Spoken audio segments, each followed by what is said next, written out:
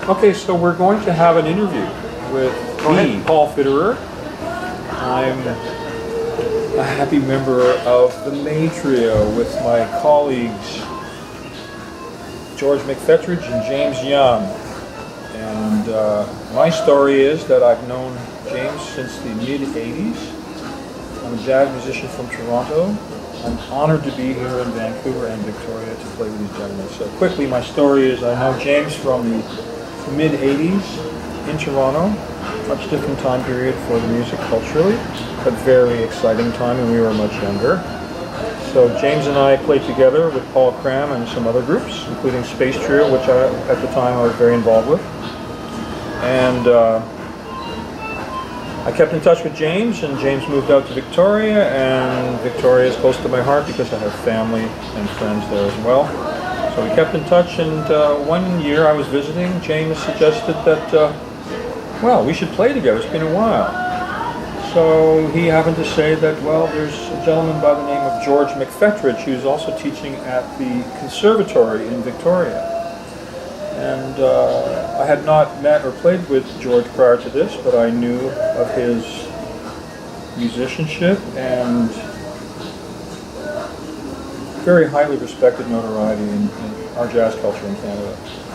So we played, and we had a blast. And we improvised, and we played tunes, and I guess that was about 3 years ago.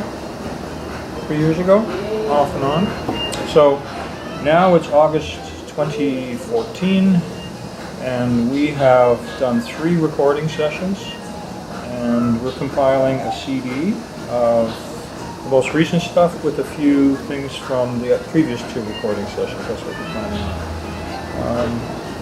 The unique thing I can say about our group definitely is a very seemingly conventional setup with 3 instruments in jazz, piano, bass, and drums. Piano trio is a wonderful sound of the music. However, we're also involved with the jazz tradition and have been, but we're moving forward in creating a new language and dialogue through creative improvisation in the moment with some pre-planned things and so forth, but basically we're developing our sound and our technology and not technology, but our voice as a group through just playing together. So, care to ask me a little bit more about my experience? I guess I'm just ranting, or not ranting, but just going on. So is the notion of just letting the tape roll and playing something that you've done much in your career? Matter of fact, yes. In other groups? Yes. That's a good question. I have a lot of experience playing music that starts with form and preconceived ideas and pre-written ideas, but I've also had a lot of experience playing and also studying with people who are advocates of playing music that is more spontaneous and driven from the moment. But the decision-making process is obviously there, and it's a different kind of decision-making process. But I study with people like Fred Stone, David Mott, who my colleague over here knows, my friend, and various other people. So, and of course, there is a very strong culture of intended open improvisation in jazz. Always has been. It's part of the tradition. So I know that when you approach that kind of open playing, you have to listen and you have to sort of react to what other people are playing. Is it different when you know the other people really well? Are there patterns that you can recognize that they're playing, or is it? Can you still maintain that spontaneity? That's a great question. I think my answer is it's all the same. If I'm playing music that is very preconceived, and even if it is,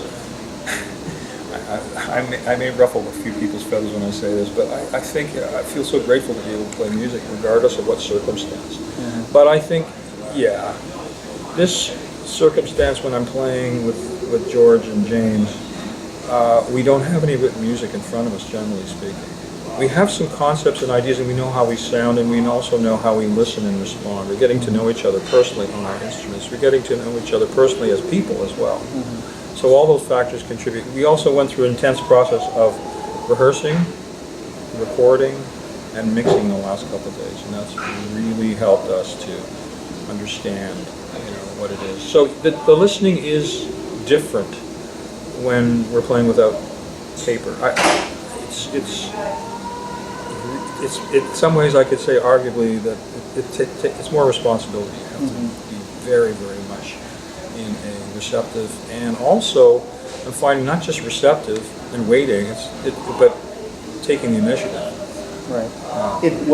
I think of the approach to this more akin to a conversation than a performance, where really what you're doing is listening to what other people are saying, and the personality that you bring to a conversation is the same kind of personality that you can bring to playing your music. Some people interrupt other people, some people barge in, some people get great ideas on what somebody else has said, and part of it is feeding off what other people are giving you. And there's another responsibility, and that is here in this club, we're performing for other people. We're performing to have a conversation with ourselves too, but we have a responsibility to the audience, to connect with them. There's a voice, or there's a conscience that we have, I feel, for myself anyway. I know it's for the others, but they can speak to that themselves. When there's somebody listening, I feel a responsibility. It's a performance art. That's what we're up to. Well, it's a brave move, given people's lack of attention span these days to sort of pull them along for that journey, because they have to be in the moment in order to appreciate what's going on. Yeah, it is actually an active listening process for the audience. So we could very well be providing and sharing moments in time in terms of soundscapes or sound templates or whatever you want to describe, or sound that can seem very unfamiliar to them. I'm not saying dissonant or consonant or dense or empty, but just generally a lot of, I think people, when they listen to music, it's background or it's something more structured than something that they're familiar with. So I don't want to go off camera here. I'm getting the producers here in the back. Just lean in. Yeah, thank you for. Maybe I should have musically a and sonically. Yeah, right.